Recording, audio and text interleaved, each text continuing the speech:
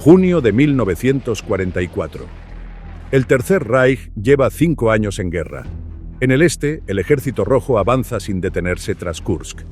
En el Mediterráneo, los aliados han expulsado a los alemanes de África del Norte y han desembarcado en Italia.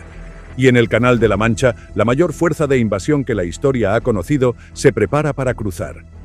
Un elemento central por el cual el desembarco de Normandía no fue una tarea sencilla fue precisamente esto: los soldados alemanes estacionados en los 15 nidos de resistencia clave a lo largo de la costa normanda. Armados con ametralladoras MG-42, reconocidas por su cadencia de hasta 1.500 disparos por minuto, aquellos defensores resistieron en sus posiciones y abrieron fuego sin descanso contra los soldados que intentaban abrirse paso por la arena.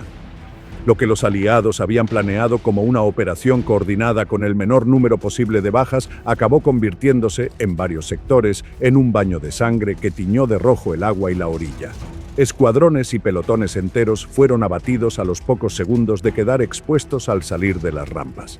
Soldados atrapados por el oleaje que les llegaba hasta el pecho luchaban por ponerse a cubierto bajo el peso de 30 kilogramos de equipo, mientras el fuego cruzado de las ametralladoras barría la playa de extremo a extremo. Muchos no llegaron a dar 10 pasos. 200 millones de toneladas de hormigón armado. Un muro que en los noticieros de propaganda se presentaba como una barrera infranqueable que se extendía 2.700 kilómetros desde la frontera española hasta el Ártico noruego. Así era el muro atlántico en las pantallas de los cines alemanes y en los comunicados del Ministerio de Propaganda de Goebbels. En el terreno era otra cosa completamente distinta. La orden de construirlo llegó el 23 de marzo de 1942, mediante la Directiva número 40, en la que Hitler exigía la creación de una línea defensiva continua a lo largo de toda la costa atlántica. La escala del proyecto era faraónica en papel: 15.000 emplazamientos artillados, guarnecidos por 300.000 hombres, conectados por una red de búnkers, casamatas, túneles subterráneos, baterías costeras y campos de minas que debían convertir cada playa en una tumba para cualquier fuerza invasora. La organización Todt, el brazo de ingeniería civil y militar del Reich, se puso en marcha de inmediato. En los noticieros de la UFA, las imágenes mostraban columnas interminables de camiones, grúas, levantando bloques de hormigón y soldados de aspecto marcial vigilando horizontes vacíos. Lo que no mostraban era lo que sabían los ingenieros sobre el terreno: que el hormigón disponible no alcanzaba para lo que Hitler había prometido, que la mano de obra forzada producía trabajo deficiente y que los puertos estratégicos consumían la mayor parte de los recursos, dejando las playas en un estado de déficit permanente. Cuando el mariscal de campo Erwin Rommel recibió el mando del Grupo de Ejércitos B en noviembre de 1943 y comenzó sus inspecciones, lo que encontró lo dejó consternado. En su diario, escribió que las posiciones eran una mezcla aleatoria de búnkers sólidos y zanjas a medio cavar, con guarniciones formadas por hombres que llevaban meses sin munición suficiente para practicar el tiro. Cherburgo, Boulogne y Le Havre tenían casamatas de varios metros de espesor con artillería pesada bien protegida, pero los sectores de playa entre ellos, los tramos de arena que nadie juzgaba probables para un desembarco mayor porque no estaban cerca de ningún puerto, eran tierra de nadie. Algunos nidos de ametralladora sin techo, obstáculos dispersos en el agua y batallones estáticos cuya misión real era morir en el sitio. La contradicción más absurda del proyecto estaba en la distribución del hormigón. Hitler había ordenado que los puertos de submarinos en Brest, Lorient, Saint-Nazaire y La Rochelle tuvieran paredes de hasta 7 metros de espesor, suficientes para absorber las bombas de mayor calibre disponibles. Lo había justificado como inversión estratégica. Una nueva generación de U-Boot, los llamados Tipo 21, iba a cambiar el equilibrio naval del Atlántico y debía estar protegida. Mientras tanto, las defensas costeras de Normandía recibían los materiales sobrantes. En enero de 1944, cuando Rommel aceleró la construcción bajo su supervisión directa, el propio Anthony Beevor, en su obra de referencia El día de la batalla de Normandía, cita que en algunos sectores la construcción estaba apenas al 18% de lo planificado. Los ingenieros responsables lo sabían, lo archivaban y callaban. La organización Todt dependía en su mayor parte de trabajo forzado: prisioneros de guerra soviéticos, obreros franceses requisados, trabajadores traídos de los países ocupados. La calidad era enormemente desigual. En algunos sectores, las paredes de los búnkers podían absorber proyectiles navales de calibre medio. En otros, el hormigón era tan poroso que los oficiales de ingeniería se negaban a estamparlo con su sello de aprobación. Los mismos hombres que iban a combatir desde esas posiciones lo sabían. Varios de ellos lo escribieron en cartas que sus familias conservaron durante décadas. Rommel no perdió tiempo en lamentaciones. Desde enero de 1944 recorrió la costa casi sin descanso, levantándose a las 5 de la mañana, desayunando con el teniente general Hans Speidel, su jefe de Estado Mayor, y embarcando en su coche oficial para horas de inspecciones. Los resultados de ese esfuerzo fueron concretos y medibles. En enero de 1944 había 1,7 millones de minas en la costa occidental francesa. Para junio superaban los 6,5 millones. Se instalaron millones de obstáculos en las playas. Los elementos C de acero, las trilistas de hierro soldado coronadas con minas, Tellermine impermeabilizadas, los postes de madera de 6 metros de altura en campos de planeadores que los soldados alemanes apodaron con ironía espárragos de Rommel. En las posiciones donde faltaba artillería moderna, los ingenieros desmontaron torretas de tanques franceses capturados en 1940 y las empotraron en bloques de hormigón, creando nidos de fuego fijo que sus propios hombres bautizaron como Tobruks en referencia a las batallas del norte de África.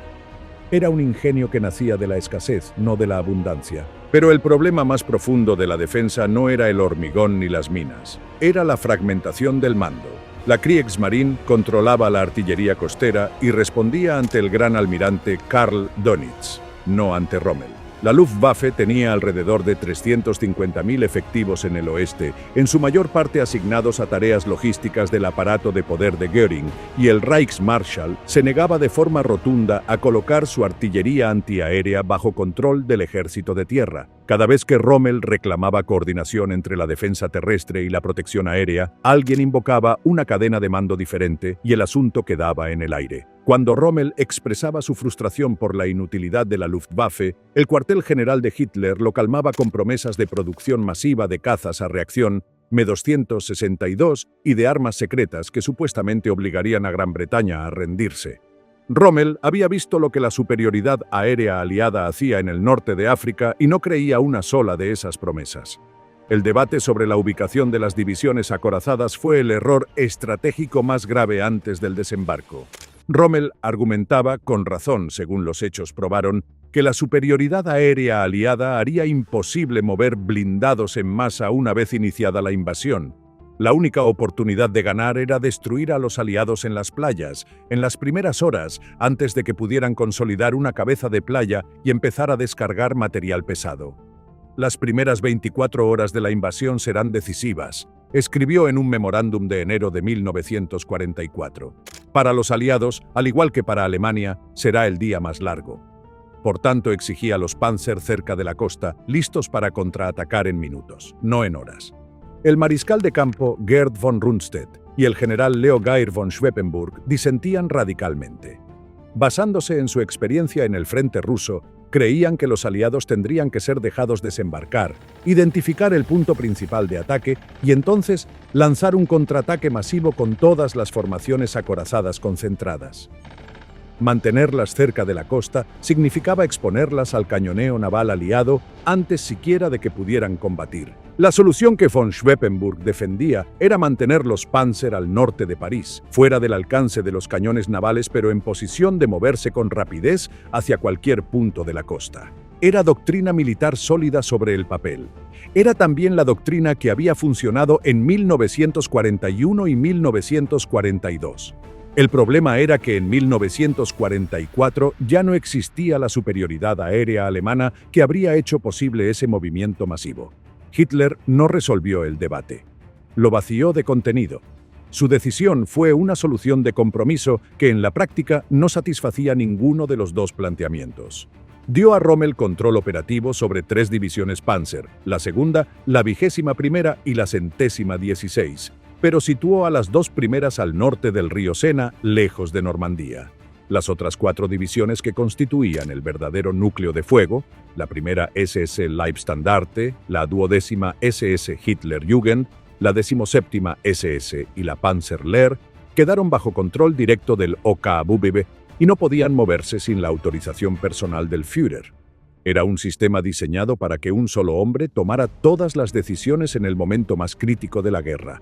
Ese hombre iba a estar dormido cuando el momento llegara. La vida de los soldados alemanes en Normandía durante la primavera de 1944 tenía una textura paradójica. La rutina aplastante de guarnición mezclada con una ansiedad que crecía semana a semana como la hierba entre el hormigón. Para los hombres que venían del frente oriental, Francia era casi un privilegio incomprensible. Las temperaturas en el norte de África habían llegado a 50 grados, en Rusia a 30 bajo cero con viento. Los inviernos soviéticos mataban hombres por congelación antes de que apareciera el enemigo. En los pueblos normandos de la primavera de 1944, los mercados ofrecían queso fresco, calvados, sidra y manzanas. Los granjeros, resignados a 4 años de ocupación, trataban a los soldados con una cordialidad cansada que resultaba casi civilizada comparada con la hostilidad abierta de los pueblos ucranianos o el terror de la guerra total que devoraba el este. No pocos de aquellos hombres reconocieron años después que Normandía les parecía un destino casi envidiable. Esa percepción los hacía menos vigilantes de lo que debían estar. La composición de las fuerzas alemanas en el sector normando en la primavera de 1944 era radicalmente heterogénea, y esa heterogeneidad era una debilidad que los mandos discutían solo en privado. Las divisiones de campo veteranas, unidades con experiencia acumulada en múltiples frentes, con suboficiales que llevaban años en combate y artillería móvil propia, eran la minoría. La mayoría de las 36 divisiones de infantería desplegadas en Francia eran unidades estáticas, concebidas para defender posiciones fijas y sin capacidad de reaccionar ante un ataque en movimiento. En ellas abundaban los veteranos con heridas que los descalificaban para el frente oriental. Hombres con pulmones dañados por el gas, con extremidades amputadas que usaban prótesis, con lesiones en la columna que los hacían incapaces de marchar más de 10 kilómetros. Y junto a ellos, reclutas de 16 y 17 años sin ninguna experiencia. El ejército llamaba a estas formaciones, con burocrática frialdad, batallones de estómago y oído. Los hombres con úlceras, problemas digestivos crónicos o sordera parcial se agrupaban en unidades separadas porque sus condiciones físicas los hacían inadecuados para servir junto a tropas sanas. Algunos de estos batallones estaban formados casi íntegramente por pacientes con dietas especiales o audífonos que dependían de baterías que llegaban de forma irregular. Había además un factor de fragilidad que los oficiales alemanes discutían solo en los círculos más reservados: la lealtad incierta de una parte significativa de los hombres bajo su mando. El ejército alemán en Francia en 1944 no estaba formado exclusivamente por alemanes. Incluía Volksdeutsche, hombres de ascendencia germánica nacidos en Polonia, Rumanía, Yugoslavia, los países bálticos y la Unión Soviética, junto con reclutas forzados procedentes de Alsacia, Lorena y Luxemburgo, territorios anexionados al Reich en 1940 y 1942. Muchos de estos hombres apenas dominaban el alemán. Varios decían comprenderlo, pero respondían en francés o en polaco cuando el estrés hacía difícil el esfuerzo cognitivo de operar en un idioma que no era el suyo.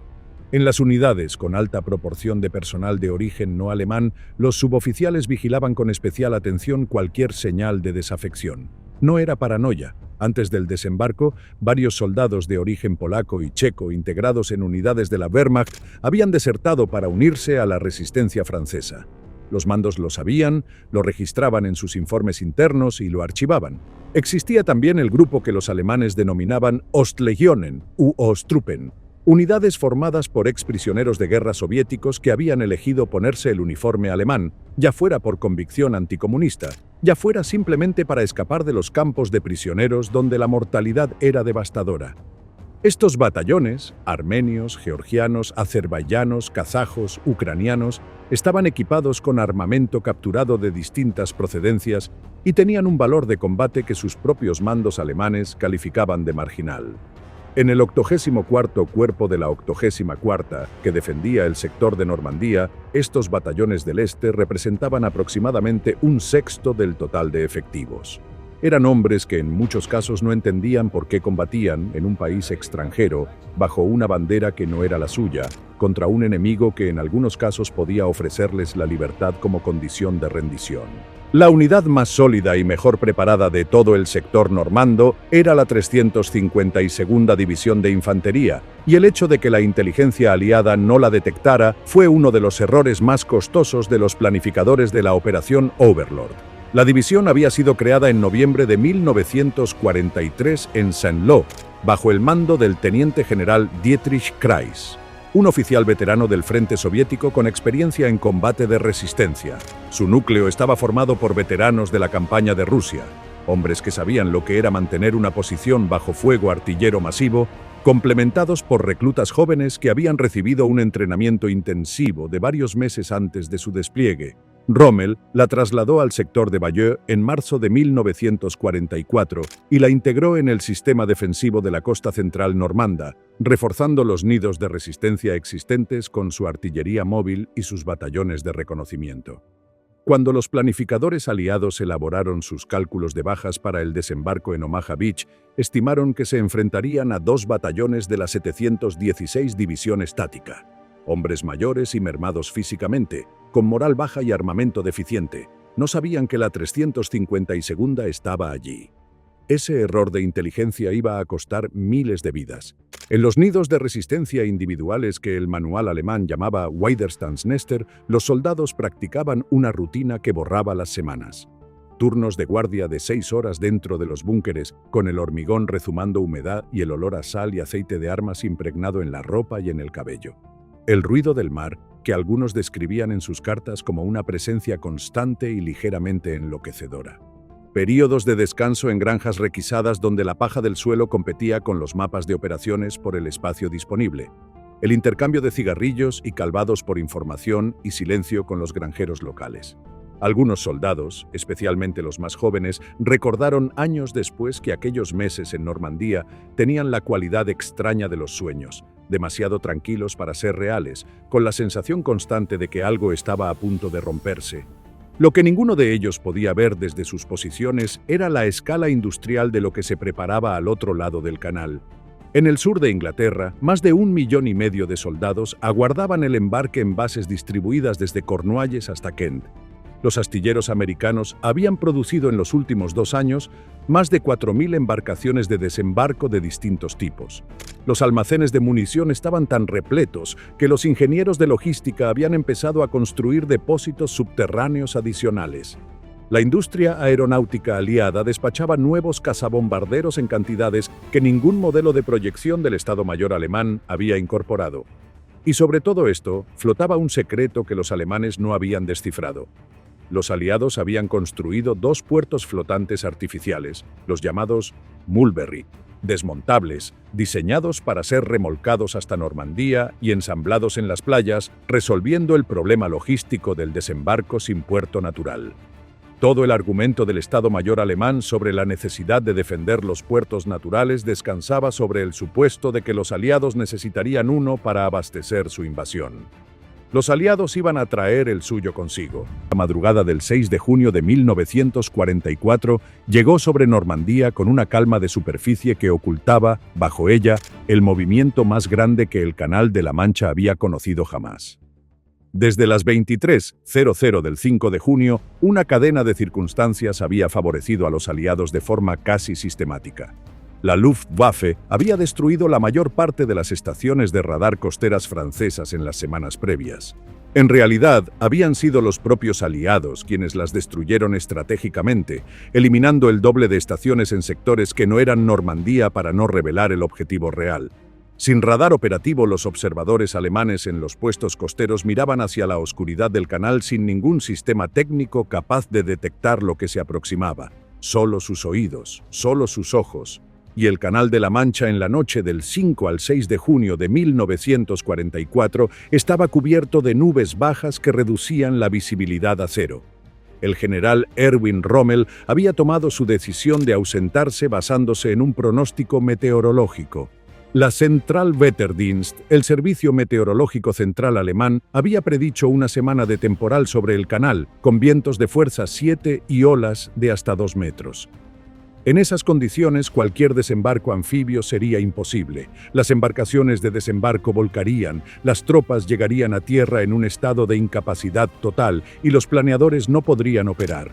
Rommel consideró que tenía tiempo para el viaje a Herrlingen, celebrar el cumpleaños de su esposa Lucy el 6 de junio y visitar a Hitler en Berchtesgaden al día siguiente para solicitar control operativo sobre la 12ª SES y la Panzerlehr.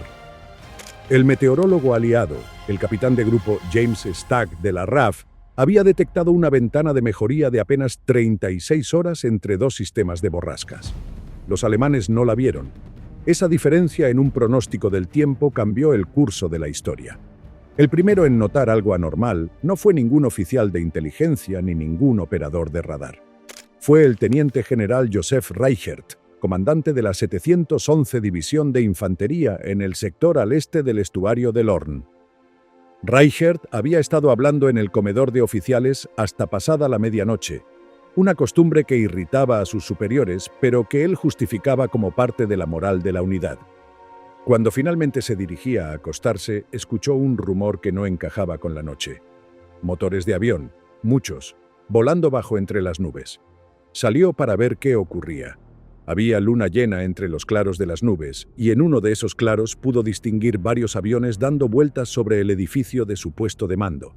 Entró corriendo para coger su pistola y entonces oyó el grito «¡Paracaidistas!». Las piezas antiaéreas cuádruples de 20 milímetros abrieron fuego. El oficial de operaciones transmitió la alarma al 84º Cuerpo, mientras Reichert intentaba contactar con el cuartel general en Rouen. Las líneas telefónicas ya estaban cortadas en varios puntos. A lo largo del frente, los primeros minutos de la madrugada fueron una sucesión de informes contradictorios y confusos. Los paracaidistas de la 82ª y la 101ª División Aerotransportada estadounidenses, junto con los de la 6ª División Aerotransportada británica, habían sido lanzados sobre una zona de operaciones de más de 80 kilómetros cuadrados. La dispersión provocada por las nubes y la navegación deficiente sobre terreno desconocido fue tan grande que los alemanes que los vieron aterrizar recibían informes de paracaidistas en lugares que en muchos casos distarían entre sí 20 kilómetros. Era imposible reconstruir un cuadro coherente de la situación desde los cuarteles. Las patrullas que salían a investigar a menudo no encontraban nada. Los mensajeros enviados a restablecer comunicaciones desaparecían en caminos llenos de soldados enemigos que ellos tampoco podían situar en un mapa. El comandante del 84º Cuerpo, el general Erich Marx, recibió informes que situaban paracaidistas americanos al sur de Carentan y ordenó al único batallón de reserva disponible, el Kampfgruppe del coronel Ernst Meyer, que se pusiera en marcha hacia allí. A las 3 de la mañana, Meyer y sus granaderos estaban en carretera en la oscuridad normanda, avanzando hacia un objetivo que resultaría, horas después, que nunca había existido en las coordenadas indicadas. En el nido de resistencia doble, UN-62, sobre los acantilados de Omaha Beach, el teniente Bernhard Frerking fue despertado por el ruido de los motores. Subió a la posición de observación y miró el canal. No vio nada, solo niebla y oscuridad. Su ordenanza, el soldado Heinrich Severloh, lo acompañó. Severloh afirmaría años después que fue de los primeros en divisar algunos de los buques cuando las nubes se abrieron momentáneamente. 5, quizás 7 embarcaciones avanzando en paralelo a la costa tendiendo una cortina de humo. La visión duró menos de un minuto antes de que las nubes volvieran a cerrarse.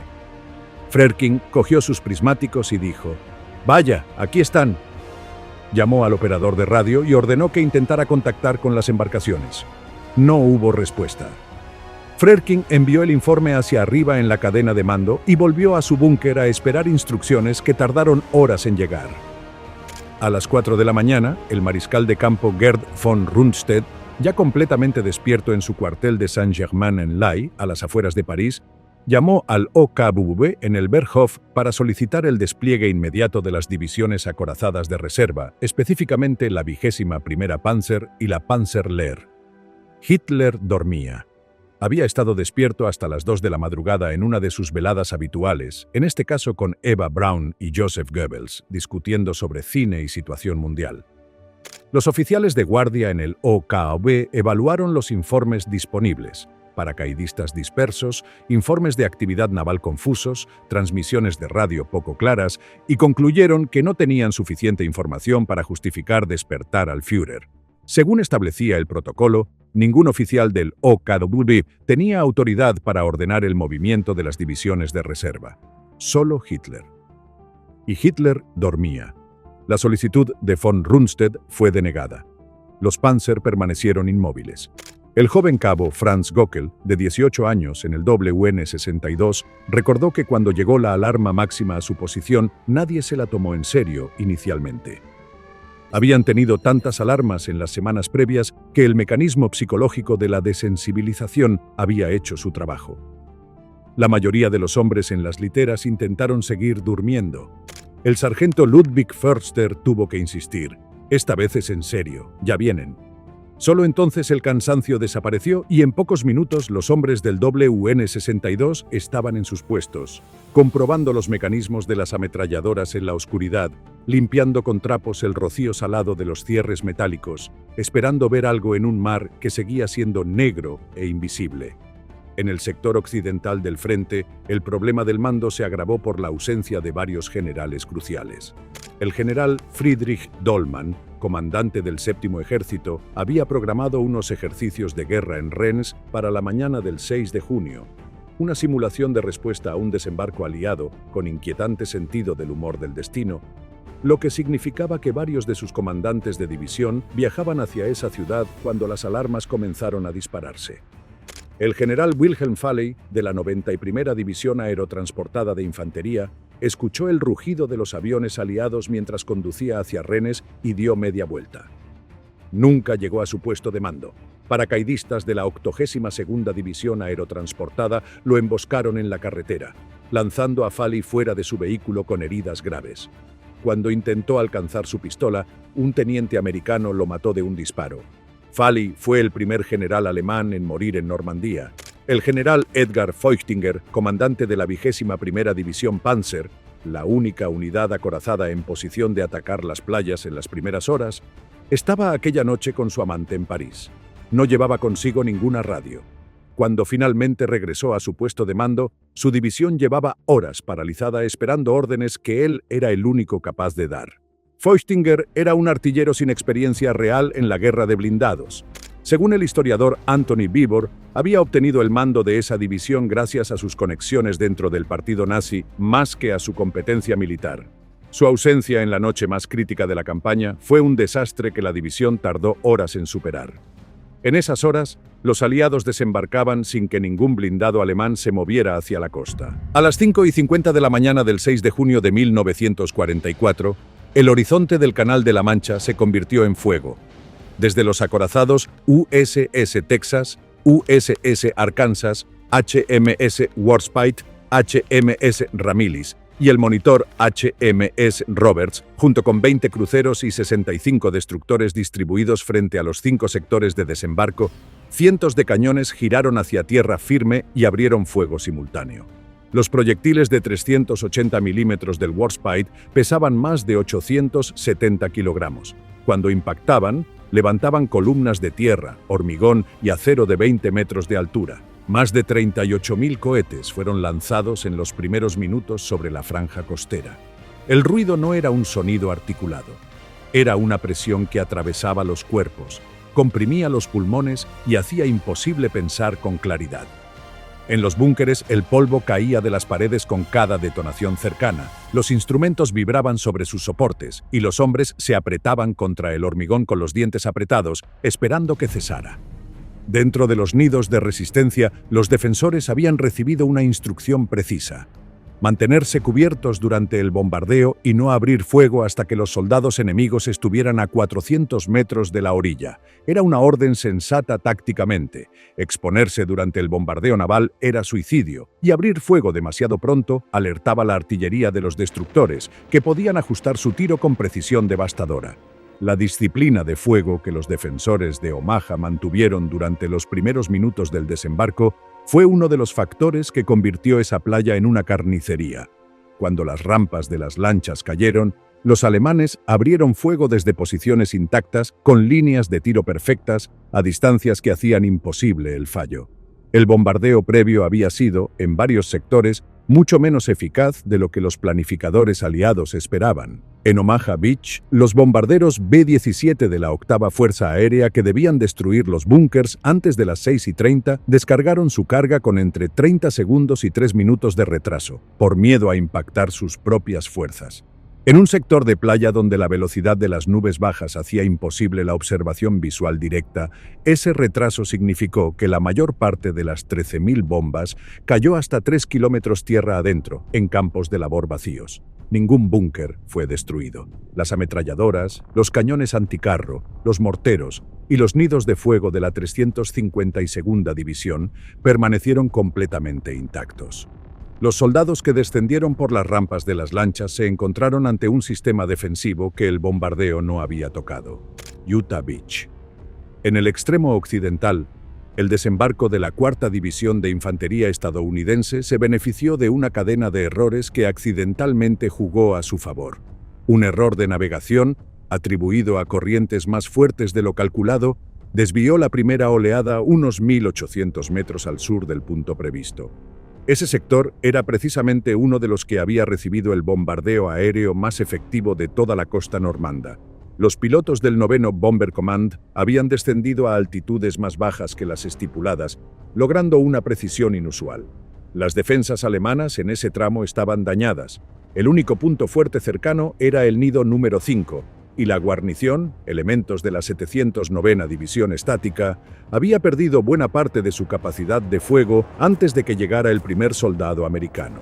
El capitán Arthur Yankee, al mando del nido número 5, observó impotente cómo 2 de sus búnkers de municiones ardían antes de que comenzara el desembarco, cómo su cañón antitanque había quedado destruido en el bombardeo y cómo uno de sus propios soldados gritaba que había que rendirse. Yankee, que había ganado la Cruz de Caballero en el frente oriental, no entró en pánico. Ordenó mantener posiciones y tomó su rifle. Cuando el 8º Regimiento de Infantería estadounidense desembarcó, fue recibido por el fuego de los supervivientes de Yankee. Pero la resistencia era ya irrelevante en términos tácticos, sin comunicaciones, sin artillería, con varios de sus hombres, incluyendo un polaco y un checo, rindiéndose uno a uno presas de la desesperación. Yankee lanzó sus 2 bengalas de señal acordadas para llamar artillería de apoyo. Nadie respondió. Su mensajero, enviado en bicicleta hacia las baterías de apoyo cuando las comunicaciones se cortaron, yacía muerto en una zanja a menos de 1 kilómetro de distancia, abatido por un paracaidista aliado.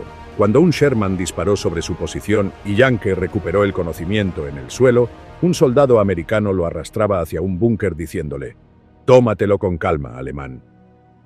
Eran las 8:30 de la mañana. Yankee era prisionero.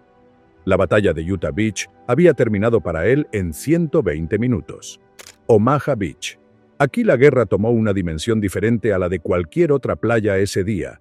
La combinación del terreno, acantilados de hasta 50 metros de altura que dominaban 8 kilómetros de arena abierta sin cobertura natural, la presencia de la 352ª División de Infantería, que la inteligencia aliada no había detectado, y el fracaso del bombardeo preliminar crearon las condiciones para una carnicería que casi detuvo el desembarco entero.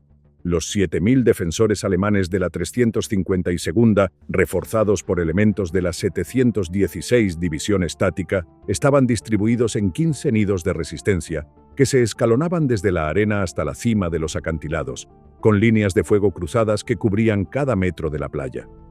El doble UN-62, doble UN-65, doble UN-68 y doble UN-70 eran los nidos centrales del sector Easy Red, el más densamente defendido. Cada uno contenía ametralladoras MG-42 capaces de disparar hasta 1.500 proyectiles por minuto, morteros de 80 milímetros, cañones anticarro y posiciones de observación con línea directa hasta la orilla. Los búnkers habían sido construidos con las troneras orientadas en ángulo oblicuo respecto a la costa, no de frente al mar, lo que los hacía invisibles al fuego naval directo y les permitía barrer la playa a lo largo con enfilada letal. Cuando las rampas de las primeras lanchas LCVP cayeron a las 6:30 de la mañana frente al sector de Omaha, los defensores abrieron fuego exactamente como habían sido instruidos. Las ametralladoras apuntaron directamente a las aperturas de las rampas. Los soldados que descendían primero eran abatidos antes de tocar el agua. Los que saltaban por los costados de las lanchas caían en profundidades que sus cargas de 30 kilogramos convertían en trampas mortales. Varios soldados que no sabían nadar se ahogaron antes de que ninguna bala los alcanzara. 27 de los 32 tanques de D, los tanques anfibios lanzados desde 4 kilómetros de la costa, se hundieron por el oleaje antes de llegar a tierra. Los 2 que alcanzaron la playa quedaron inutilizados en la zona de rompiente. La primera oleada desembarcó sin blindados, sin que el bombardeo hubiera tocado las defensas, y bajo un fuego cruzado que no dejaba ángulo muerto. El teniente Frerking, desde el búnker de comunicaciones del WN-62, transmitía coordenadas de artillería sobre las lanchas que se aproximaban. La batería de Hauteville respondía con sus obuses de 105 milímetros. Franz Gockel, en su posición adyacente, disparaba con la ametralladora y observaba lo que no podía creer. A pesar de las bajas, a pesar del fuego, las lanchas seguían llegando, una tras otra. La marea traía más soldados constantemente. No podíamos entender por qué los que estaban bajo la lluvia de balas seguían volviendo, escribiría años después en sus memorias. En el frente alemán, esa pregunta, ¿por qué no se detienen?, fue la señal más temprana de que algo fundamental había cambiado. A las 10:12 de la mañana, el radiograma más significativo del día llegó desde el WN-62. Una sola ametralladora permanecía operativa en ese nido de resistencia. Era la de Heinrich Severloh, y Severloh no iba a parar. El WN-62 estaba construido sobre una pendiente irregular de hierba corta y roca arenisca que bajaba hacia el borde de los acantilados. Los hombres en posición podían ver la playa entera con una claridad despiadada, la arena húmeda y marrón, los obstáculos de acero sembrados en la zona de marea, la rompiente blanca y, más allá, las lanchas aproximándose en línea. Heinrich Severloh, de 21 años, nacido en Metzingen, la actual Eldingen, en Baja Sajonia, no era un fanático. Según su propio relato posterior, no quería estar en aquella guerra, no quería estar en Francia y no quería disparar una ametralladora contra muchachos de su edad. Había sido asignado al teniente Frerking como ordenanza, un rol de asistente personal y mensajero. Pero en el WN-62 ese día, Frerking coordinaba el fuego de artillería desde el búnker de comunicaciones y Severloh era el único que quedaba en posición con la ametralladora. Cuando las rampas frontales de las primeras lanchas cayeron frente a la playa de Easy Red, la ametralladora empezó a funcionar. Las instrucciones eran claras: esperar a que los soldados tuvieran el agua a las rodillas para asegurar que estuvieran en la playa y no pudieran retroceder. Franz Gockel, que observaba desde su posición adyacente, lo describió así: pronto toda la playa se llenó de estadounidenses. Muchos permanecieron tendidos sobre la arena, pero cuando llegó el agua también tuvieron que continuar moviéndose. Los tomamos bajo fuego de nuevo. No podíamos entender por qué los que estaban bajo la lluvia de balas seguían volviendo a pesar de sus enormes pérdidas. Severloh disparó sin interrupción durante horas. Solo en los momentos en que los cañones de la MG-42 se recalentaban y necesitaban enfriarse utilizaba un fusil Karabiner 98K para seguir manteniendo fuego. Uno de los fusiles llegó a calentarse tanto que se dañó el mecanismo y tuvo que ser reemplazado. Soldados que le suministraban munición desde un búnker cercano mantuvieron la cadena de abastecimiento funcionando. La segunda ametralladora del WN-62 quedó inutilizada a media mañana por fragmentos de granada. Severloh era el único operador en funcionamiento en su sector. Hacia las 10:12 de la mañana, un mensaje de radio transmitido desde las posiciones alemanas confirmó lo que Severloh ya sospechaba al escuchar el silencio a su alrededor. Únicamente una ametralladora permanecía activa en el WN-62. Era la suya. El momento más perturbador de aquella mañana, según sus memorias publicadas en el año 2000 bajo el título WN-62, Erinnerungen an Omaha Beach, no fue disparar sin descanso durante horas. Fue un único tiro. Frente a su posición, detrás de los restos de 2 bloques de cemento de un antiguo molino de materiales de construcción, se cubrió un soldado estadounidense que llevaba un lanzallamas en la espalda. Severloh lo vio, apuntó con el K-98 y disparó. La bala atravesó el casco del soldado. Ese único disparo entre los miles que realizó aquel día quedó grabado en su memoria de un modo que los demás no. Je lui ai tiré dessus. Je l'ai probablement atteint à la tête. Durante años lo visitó en sueños. peor que haber visto caer a decenas de hombres por las ráfagas de la MG-42, decía. Ese hombre tenía un rostro. Alrededor de las 14 horas, Severlo divisó tanques Sherman aproximándose desde el oeste. La munición principal de la MiG-42 estaba casi agotada y siguió disparando con proyectiles trazadores. Poco después, una explosión alcanzó su posición y lo hirió en el rostro. Se mantuvo en el puesto. A las 15:00, el teniente Frerking, consciente de que los flancos habían caído y el doble UN-62 estaba prácticamente rodeado, ordenó la retirada. Quedan 3 hombres, Frerking, Severlo y un soldado cuyo nombre no ha quedado registrado. Según el testimonio de Severlo, Frerking lo miró antes de ordenarle salir primero. Le apretó la mano, lo miró seriamente y le dijo que tuviera mucho cuidado. Severlo obedeció. Corrió de cráter en cráter hacia Saint-Laurent. Esperó al teniente. El teniente no llegó. Un tiro en la cabeza en campo abierto. Frerking murió durante la retirada. El soldado sin nombre cayó más tarde, tierra adentro. Severlo disparó durante 9 horas un mínimo de 12.000 cartuchos con la MG-42 y alrededor de 400 con el K-98. Las estimaciones sobre las bajas que infligió, incluso las más conservadoras entre los historiadores, superan las 1.000. Él mismo, en una entrevista concedida en 2004, declaró: definitivamente fueron al menos 1.000 hombres, muy probablemente más de 2.000, pero no sé a cuántos hombres disparé. Fue horrible, pensar en ello me da ganas de vomitar. Mientras los hombres en los nidos de resistencia combatían solos y sin refuerzos, la cadena de mando alemana atravesaba una de las crisis más graves de la guerra. No fue solo que Hitler durmiera hasta las 9 de la mañana. Fue que el sistema entero estaba diseñado para paralizarse. El mariscal de campo, Erwin Rommel, no estaba en su puesto de mando en el castillo de la Roche-Guyon. Había viajado a Herrlingen, en Alemania, para celebrar el cumpleaños de su esposa el 5 de junio y tenía planeado visitar a Hitler al día siguiente para intentar conseguir control operativo sobre la 12ª SS Panzer y la Panzerlehr. Cuando se le informó por teléfono a las 6:30 de la mañana del 6 de junio que el desembarco había comenzado, comenzó el regreso inmediato, pero para cuando llegó a su cuartel general, la ventana crítica de las primeras horas se había cerrado. El general Friedrich Dollmann, comandante del 7º Ejército, había convocado unos ejercicios de guerra en Rennes para el 6 de junio, una simulación de respuesta a una invasión aliada, lo que significa que gran parte de sus comandantes de división estaban en carretera hacia Rennes, o ya en esa ciudad cuando el desembarco comenzó. El general Karl Wilhelm von Schlieben, de la 709ª División, y el general Wilhelm Falley, de la 90ª División Aerotransportada, estaban entre ellos. Ambos dieron media vuelta al recibir los informes. Falley no llegó. Al regresar a su cuartel general, en las proximidades de Carentan, fue emboscado en la carretera por paracaidistas estadounidenses de la 82ª División Aerotransportada. Fue lanzado del vehículo con heridas graves. Cuando intentó alcanzar su pistola a rastras, un teniente americano lo remató. El general Falley fue el primer general alemán en morir en Normandía.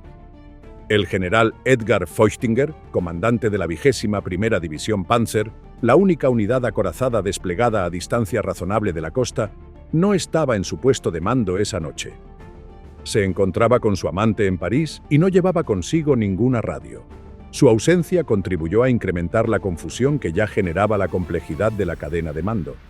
La división estuvo prácticamente paralizada durante horas, engarzada en pequeños combates contra los paracaidistas británicos de la 6ª División Aerotransportada que habían caído al este del río Orne, pero sin recibir órdenes claras para atacar las playas. Hitler despertó alrededor de las 8 de la mañana. Cuando fue informado de los desembarcos, se mostró satisfecho. Convencido de que aquello era el señuelo y que el golpe verdadero vendría en el paso de Calais, declaró que había llegado el momento de destruir a los aliados en el continente. Se tomó la situación con calma. No sería hasta primera hora de la tarde cuando autorizó el movimiento de las divisiones Panzer de reserva.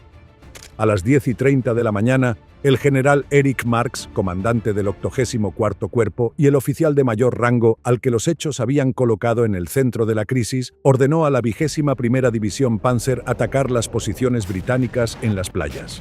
El superior directo de la división, el propio Feuchtinger, ya de vuelta en su puesto, anuló la orden basándose en que requería autorización del Grupo de Ejércitos B. Se desencadenó una cadena de llamadas entre Fritz Bayerlein, Dolman y Marx sobre si mover o no los tanques a plena luz del día. Bayerlein consideraba una locura exponer blindados a la artillería naval y los cazabombarderos aliados para lo que todavía creía una incursión secundaria.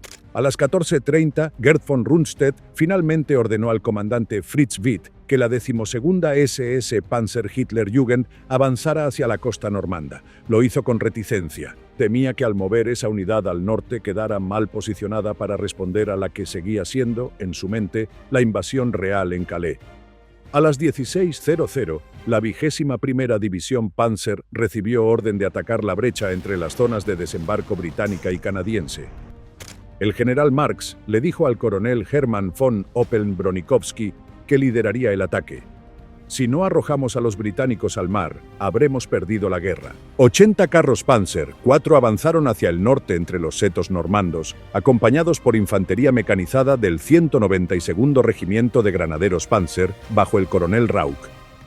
Durante unas horas, una parte de la fuerza llegó hasta la costa, a la altura de Luc-sur-Mer y Lyon-sur-Mer, separando momentáneamente las cabezas de playa de Juno y Sword. Pero el ataque principal de los Panzer fue detenido por la infantería ligera de Shropshire en la cresta de Perrier. Los carros abrieron fuego desde la falda de la loma y encontraron ante ellos antitanques de 6 libras, tanques Firefly con sus devastadores cañones de 17 libras y artillería autopropulsada. En 10 minutos ardían 6 Mark IV en el flanco derecho y 9 más en el flanco izquierdo, cerca de Mathieu.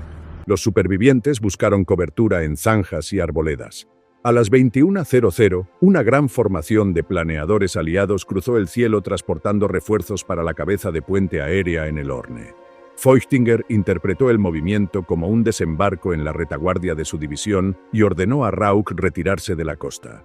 Los restos de la 21ª Panzer regresaron hacia Caen. En el proceso, abandonaron a los supervivientes de la 716 División Estática, que aún aguantaban en sus búnkers costeros. El primer conjunto serio de órdenes ofensivas coordinadas por el mando alemán no se emitió hasta las 00:07 del 7 de junio de 1944, 14 horas después del inicio del desembarco. El 7 de junio de 1944, cuando los primeros elementos de la 12ª División SS Panzer Hitlerjugend llegaron al frente normando, nadie en el bando aliado sabía exactamente qué era lo que se aproximaba. La división estaba formada en su mayoría por jóvenes de entre 17 y 18 años, reclutados de las filas de las juventudes hitlerianas. Sus mandos superiores procedían de la primera SS Panzer Leibstandarte, veteranos del Este con años de combate encima. La combinación era deliberada, fanatismo ideológico construido desde la infancia, junto a una estructura de mando formada en los campos de exterminio del frente soviético. Su entrenamiento había seguido el lema impuesto directamente desde Berlín: flexibles como el cuero, resistentes como el acero de Krupp, ligeros como galgos. Ningún ejercicio en cuarteles. Toda la instrucción en condiciones de combate real. Se les inculcó lealtad incondicional a la misión, desprecio al dolor y voluntad de sacrificio como virtud suprema. Para muchos de aquellos muchachos que llegaron a Normandía en junio de 1944, la guerra era la única forma de vida que habían conocido con intensidad. Su comandante era el Standartenführer Fritz Witt, de 35 años, condecorado con la Cruz de Caballero con hojas de roble. Lo acompañaba Kurt Meyer, un oficial de 33 años apodado Panzermeyer por su agresividad táctica, que comandaba el regimiento de reconocimiento. Meyer era conocido en la división por su capacidad de arrastrar a sus hombres hacia el combate por la fuerza de su personalidad, y entre sus soldados circulaba la convicción de que era invulnerable. El 7 de junio, las fuerzas británicas intentaron por primera vez avanzar hacia Caen desde las cabezas de playa. Fueron detenidas. El 8 de junio lo intentaron de nuevo, detenidas. El 11 de junio, la 51ª División de Infantería Escocesa, Highland, atacó al sur de Ranville con el objetivo de llegar a Seton Norrin. Tras 2 días de combates en los setos, los escoceses se vieron obligados a retroceder con bajas elevadas. Los cazabombarderos aliados, los Typhoon británicos y los P-47 estadounidenses, que los alemanes llamaban Yabos, perseguían sin piedad cualquier movimiento en las carreteras. Los soldados de la Hitlerjugend los bautizaron como los insectos furiosos. Desde el aire, los pilotos aliados los apodaban la División Infantil y apostaban sobre si la fanatismo juvenil aguantaría el hostigamiento aéreo constante. aguantó. Y más. Los Hitlerjugend combatían en los bocajes normandos, esa red laberíntica de estrechos campos separados por muros vegetales de hasta 2 metros de altura, con una ferocidad que sorprendió incluso a los veteranos. Desde posiciones camufladas entre los setos, desplegaban Panzerfaust, ametralladoras MG-42 y artillería anticarro en emboscadas que convertían cada intento de avance aliado en una trampa mortal. Muchos de sus oficiales quedaron impresionados por los propios hombres que mandaban. Resistían bajo fuego como si llevaran años en combate. El 14 de junio de 1944, un ataque naval británico impactó cerca del puesto de mando de la división en Benisel. Fritz Witt fue alcanzado en el rostro por metralla y murió en el acto junto a uno de sus oficiales. La noticia causó una conmoción profunda en la unidad. Witt fue enterrado con honores militares en el cementerio de Champigny-sur-Marne. El mando recayó en Kurt Meyer, que a sus 33 años se convirtió en el general más joven del ejército alemán.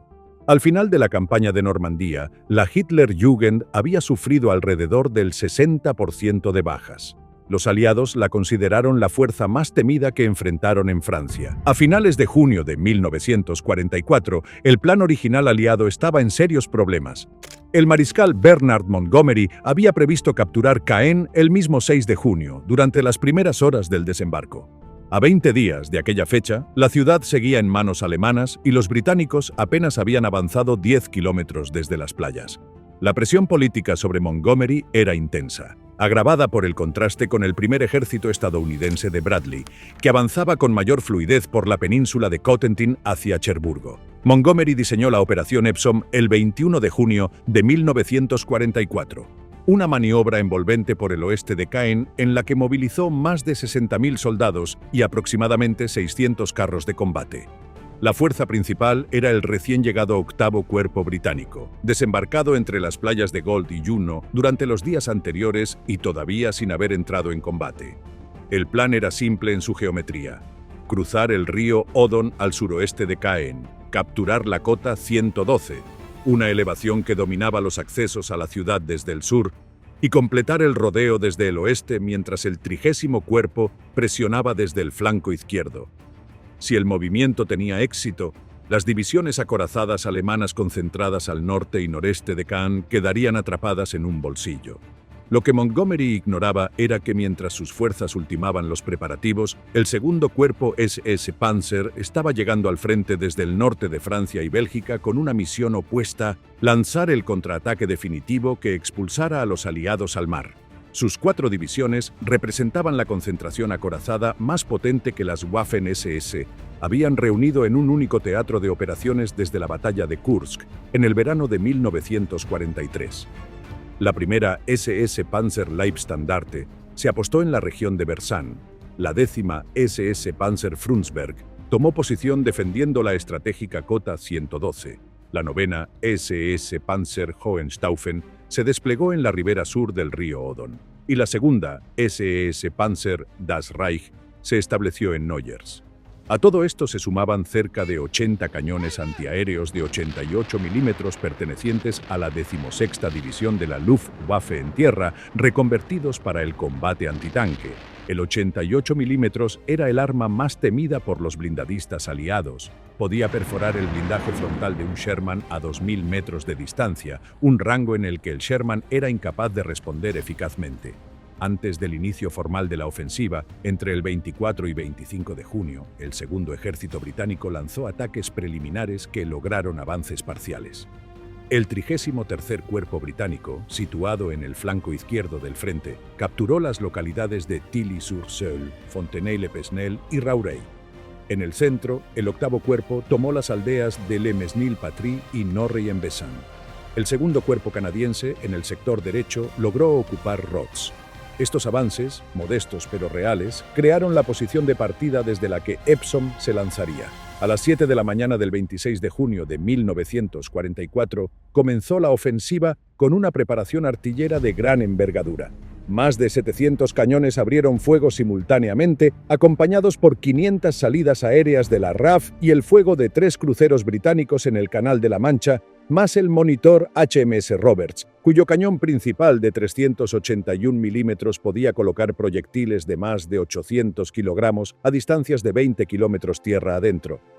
Media hora después, a las 7:30, la 14ª División de Infantería Escocesa inició su avance y penetró casi 4 kilómetros en las líneas alemanas, capturando las localidades de La Gaule y Saint-Manvieu. En esa localidad cayó un tanque lanzallamas Crocodile, una variante del Churchill con lanzallamas en lugar del cañón principal, destruido por el joven soldado Émile Dur. Gravemente herido por fuego enemigo en la aproximación, Dur disparó 2 Panzerfaust consecutivos y colocó una mina magnética sobre el blindado, convirtiéndolo en un amasijo de hierro.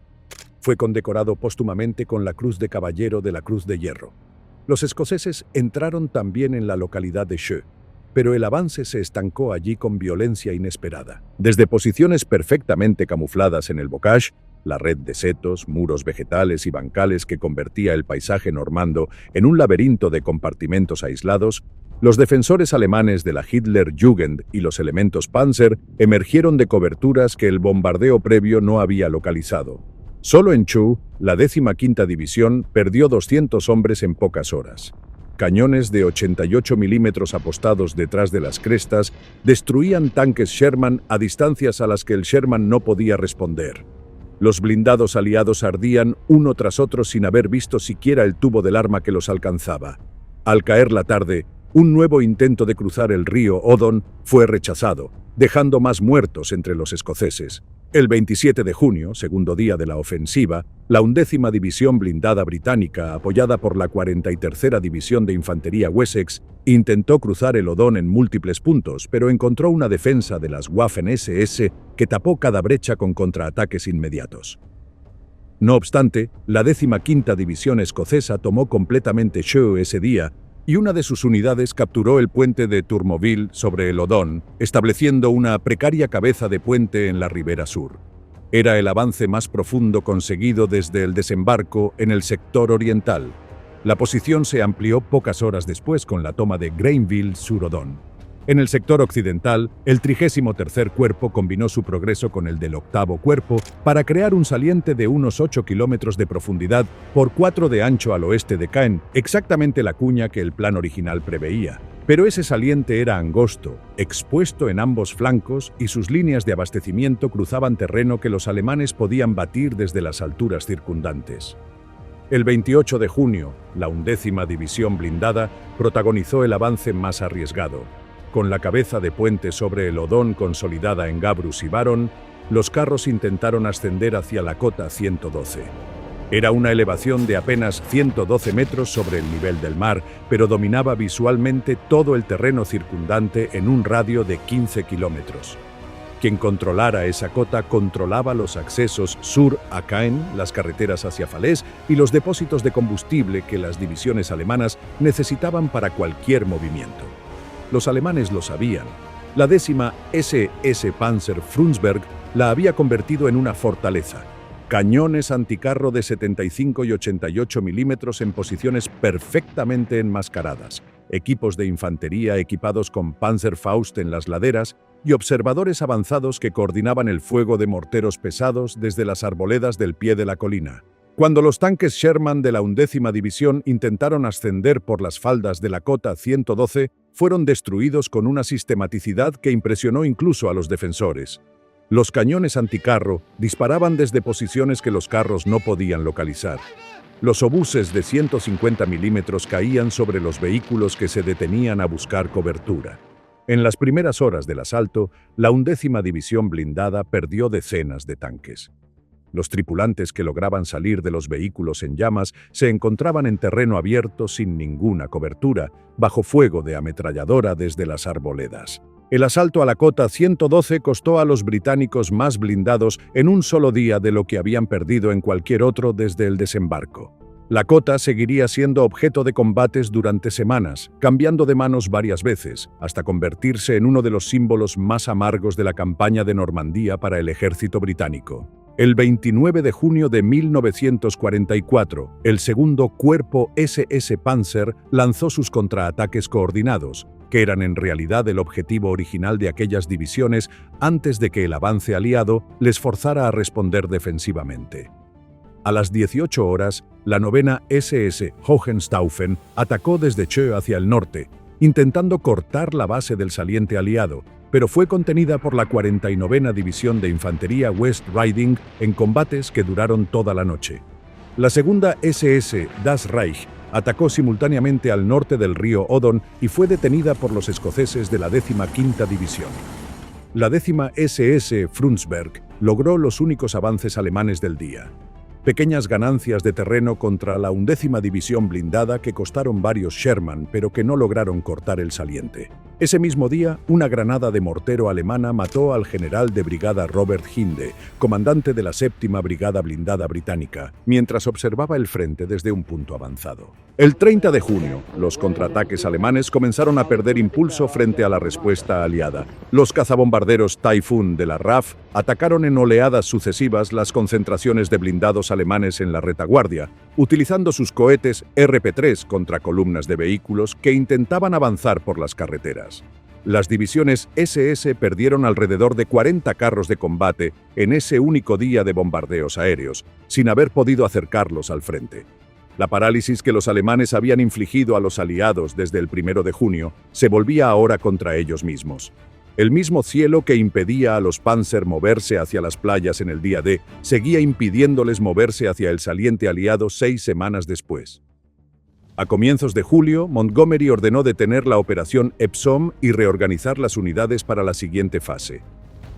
El balance era devastador en términos de las expectativas originales. El saliente ganado, 8 por 4 kilómetros, era una fracción del territorio que el plan preveía. Caen seguía en manos alemanas, y la cota, 112, había demostrado ser un punto de defensa casi impenetrable. Las bajas aliadas ascendieron a aproximadamente 4.000 hombres en los días de la operación principal, con pérdidas blindadas significativas especialmente en los combates en torno a la cota 112. La operación no había logrado ninguno de sus objetivos estratégicos declarados. Sin embargo, desde la perspectiva alemana, Epsom fue una victoria táctica que contenía en su interior las semillas de la derrota estratégica. Para contener el avance aliado, el segundo cuerpo SS Panzer, que había llegado al frente con la intención de lanzar un contraataque decisivo que expulsara a los invasores al mar, tuvo que ser consumido en la defensa. Esas 6 divisiones acorazadas, que representaban la única fuerza capaz de cambiar el equilibrio de la campaña, quedaron fijadas en el sector de Caen, sangrando efectivos y material que no podían ser reemplazados. Cada tanque destruido en los setos normandos era irreemplazable. Cada tanque Sherman destruido llegaba al día siguiente reemplazado por otro que descendía de las rampas de desembarco en las playas. La aritmética de la guerra de desgaste trabajaba irremediablemente contra el lado alemán. Dentro del alto mando del eje, las fracturas se hicieron públicas. El mariscal Gerd von Rundstedt y el mariscal Erwin Rommel propusieron conjuntamente abandonar Caen, replegarse a una línea defensiva más sólida al sur y reorganizar las divisiones acorazadas para un contraataque con posibilidades reales. Hitler rechazó la propuesta sin discusión. 2 días después, von Rundstedt fue destituido de su mando y reemplazado por el mariscal Günther von Kluge. Geir von Schweppenburg, jefe del grupo Panzer Oeste, fue cesado en favor del general Heinrich Eberbach. Y Friedrich Dollmann, comandante del 7º Ejército, se suicidó el 28 de junio tras recibir la notificación de que sería relevado del mando y sometido a consejo de guerra por la pérdida de Cherburgo. Von Kluge llegó al frente con la convicción de que sus predecesores habían gestionado mal una situación manejable. Necesitó menos de 2 semanas para llegar exactamente a las mismas conclusiones que ellos: que el frente no podía sostenerse con los recursos disponibles, que la superioridad aérea aliada hacía imposible cualquier movimiento de concentración diurno y que Hitler no iba a autorizar la única maniobra que podría haber alargado la campaña. En una conversación registrada en sus diarios de operaciones, von Kluge murmuró a uno de sus ayudantes después de una reunión con los comandantes de cuerpo: ¿cómo puede uno luchar cuando ni siquiera se le permite decidir dónde poner un tanque? La ciudad de Caen cayó finalmente el 20 de julio de 1944, con 36 días de retraso sobre el calendario original de Montgomery. Para entonces, la mayor parte de la ciudad histórica había sido reducida a escombros por los bombardeos aliados. La catedral románica de Saint-Étienne, construida por Guillermo el Conquistador en el siglo XI, sobrevivió milagrosamente intacta, rodeada de ruinas. De los 60.000 civiles que habitaban Caen antes de la guerra, más de 20.000 habían muerto o huido durante los combates. Los defensores alemanes que resistieron semana tras semana en ese perímetro pagaron el precio de una estrategia que los condenaba a consumirse en posiciones que no podían ganar, protegiendo una ciudad que Hitler se negaba a abandonar y que los aliados tenían los medios para destruir piedra a piedra. El problema fundamental de los Panzer en Normandía no era la calidad de los blindados ni el valor de los tripulantes, era el cielo. Desde el primer día, los cazabombarderos aliados habían establecido una dominación aérea que convertía cualquier movimiento de carros durante el día en una ruleta mortal. Los Typhoon británicos, con sus cohetes RP-3 y los P-47 Thunderbolt estadounidenses, sobrevolaban las carreteras normandas como depredadores, detectando el reflejo del sol en una torreta o el rastro de polvo de una columna en movimiento. Los tanquistas alemanes lo habían bautizado como el terror del aire y lo discutían con una mezcla de respeto y desesperación. La Panzerlehr, considerada la división acorazada más potente del Reich en suelo francés, contaba con 230 carros de combate y 600 vehículos motorizados cuando entró en acción. Intentó avanzar hacia el frente en los días posteriores al desembarco. Su comandante, el teniente general Fritz Bayerlein, veterano del norte de África y uno de los oficiales de confianza de Rommel, describió más tarde lo que se convirtió en una constante. Cada vez que arrancábamos, el cielo se llenaba de fuego. Deteníamos el motor y esperábamos. Luego volvíamos a intentarlo. Las carreteras estaban sembradas de cráteres producidos por cohetes aliados. En varios puntos cercanos a Caen, columnas enteras de Panther quedaron carbonizadas en el asfalto sin haber entrado en contacto con el enemigo. La logística se convirtió en pesadilla. Los depósitos de combustible, los puentes sobre el río Orne y las vías férreas que conectaban Normandía con el resto de Francia habían sido sistemáticamente destruidos por los bombardeos previos al desembarco, como parte de la llamada campaña de transporte aliada. Los camiones avanzaban de noche, cubiertos de ramas para reducir los reflejos, y aún así sufrían pérdidas. Los mensajeros que intentaban restablecer comunicaciones entre unidades desaparecían en los caminos llenos de cráteres. Los tanques que se quedaban sin combustible permanecían inmóviles en cruces de caminos, abandonados por sus tripulaciones o esperando un abastecimiento que no llegaba. El general Geir von Schweppenburg intentaba coordinar a sus divisiones desde el cuartel del Grupo Panzer Oeste con dificultades crecientes. Su concepto de maniobra táctica, el llamado Auftragstaktik, basado en la iniciativa local y la flexibilidad de los mandos intermedios, chocaba con la rigidez impuesta desde Berlín. El campo de batalla cambia cada minuto y nosotros seguimos esperando autorizaciones que llegan con mediodía de retraso, comentó a su Estado Mayor. El 18 de junio, un bombardeo aéreo aliado destruyó directamente el cuartel del Grupo Panzer Oeste, hiriendo gravemente a Schweppenburg y eliminando gran parte de su Estado Mayor. A partir de ese momento, la coordinación de los contraataques quedó fragmentada de forma irreversible. Rommel, que comprendía la dimensión del desastre, viajó a Markival el 17 de junio para informar a Hitler personalmente. La reunión fue tensa. Rommel habló sin rodeos. La situación en Normandía exigía una decisión política. Militarmente, el frente no podía sostenerse sin un repliegue. Hitler escuchó en silencio y respondió con frialdad que el enemigo sería rechazado y que no habría retirada. Rommel salió de la sala sabiendo que la guerra en el oeste estaba perdida. No lo dijo, no podía decirlo. En los bosques normandos, los carros y los hombres esperaban. Los motores se encendían de noche, avanzaban unos kilómetros entre setos oscuros y se detenían antes del amanecer. En los días que siguieron a la operación Epsom, un oficial de enlace de la séptima SS Götz von Berlichingen recordaría después que en los partes de operaciones seguían apareciendo posiciones de batallones que llevaban días sin existir. Seguíamos transmitiendo coordenadas de unidades que estaban muertas o perdidas, dijo. La ciudad de Caen cayó finalmente el 20 de julio de 1944, con 36 días de retraso sobre el calendario de Montgomery. Pero incluso esa caída fue la antesala de un desastre mayor. Durante semanas, los aliados habían intentado rodear Caen desde el este y el oeste con operaciones sucesivas. La operación Charnwood del 8 de julio incluyó un bombardeo aéreo de alfombra seguido de un asalto de infantería masivo. La 12ª SS Hitler Jugend, que seguía siendo el espigón central de la defensa, quedó reducida a varios cientos de infantes y 40 carros de combate.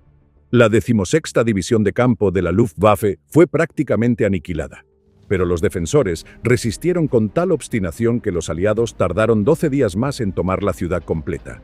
Durante todo ese periodo, al sur de Caen, se desarrollaban los combates en los alrededores de Villers-Bocage. El 13 de junio, el Obersturmführer Michael Wittmann, comandante de una compañía de Tiger, uno del 101º Batallón Pesado SS de tanques, protagonizó uno de los episodios más espectaculares de la Guerra de Blindados. Avanzando prácticamente en solitario a bordo de su Tiger, destruyó en minutos 11 tanques británicos y 13 vehículos blindados adicionales pertenecientes a la 7ª División Acorazada y al 1er Batallón del Regimiento de Rifles de la Rifle Brigade.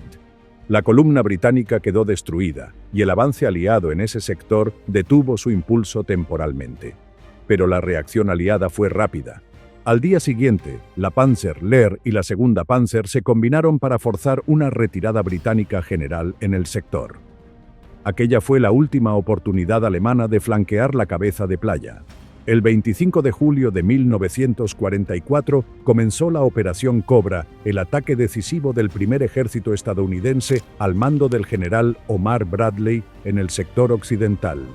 Lo precedió uno de los mayores bombardeos aéreos concentrados de la guerra. Miles de toneladas de bombas cayeron sobre las posiciones alemanas al sur de Saint-Lô. La Panzer Lehr, que había sido reubicada a ese sector, fue prácticamente destruida. Su comandante Bayerlein describió después la escena. Los caminos convertidos en canales de cráteres, los carros volcados por la presión de las explosiones, los hombres en estado de shock caminando sin dirección entre los escombros. La rotura del frente en Cobra abrió la puerta para el tercer ejército del general George Patton, que avanzó hacia Bretaña, el Loira y el Oriente con una velocidad que los carros de la Wehrmacht no podían seguir. Las divisiones alemanas, exhaustas y sin combustible, intentaban retroceder mientras los aliados les cerraban los flancos. Hitler ordenó el contraataque. El 7 de agosto de 1944, 5 divisiones Panzer, reunidas en torno a la localidad de Mortain, intentaron cortar la brecha abierta por Patton avanzando hacia Avranches. Contaban entre todas con aproximadamente 220 carros y 70 cañones de asalto. La artillería aliada, los cazabombarderos y los antitanques detuvieron el avance en menos de 5 millas.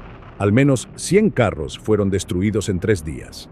El contraataque de Mortain fue el último gran esfuerzo ofensivo alemán en Normandía. Fue un fracaso completo.